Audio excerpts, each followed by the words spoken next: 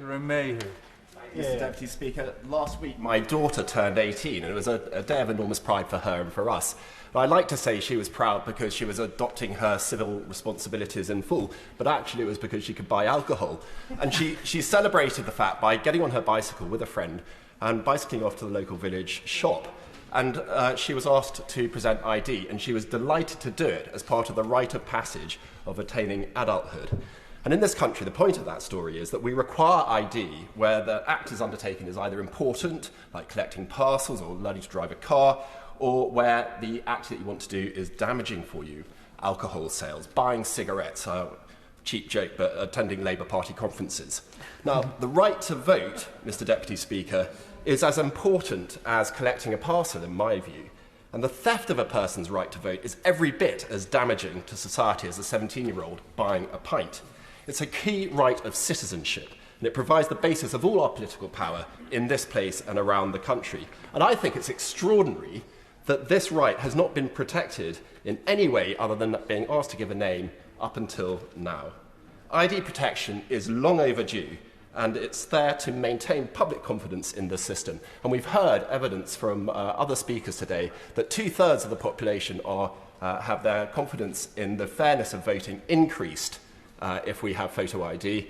And as part of the research on the 2019 voting ID piloting, we found that in ethnic minorities, it was a staggering 97% of respondents said that they had an increased confidence in elections being free from fraud and abuse when we use photo ID. So this is really important stuff. And we've heard from the honourable members from Gedling and from Bolsover that this isn't just a PR stunt, as what the members opposite suggest, but this is real. The risk of electoral fraud does exist, and it does need to be tackled. We've heard the evidence from Tower Hamlets and from Birmingham, which show how ethnic minorities in particular, Mr. Deputy Speaker, are targeted, and that it's been their rights which have been infringed more than any other section of our communities. They deserve better, which is why this government is standing up for them. The opposition punchers say there's no hard evidence of this fraud, but it's reminiscent of the response of the Labour government back in the day when they were faced with the evidence of organised electoral fraud by sitting Labour councillors in Bordesley Green and Aston. And the election judge said this, and I quote, "There is likely to be no evidence of fraud if you do not look for it, especially if a policy decision is made not to look for it."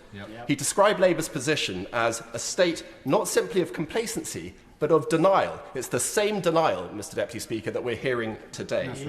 I'm glad this government is not complacent on electoral fraud, and unlike Labour, it is not in denial.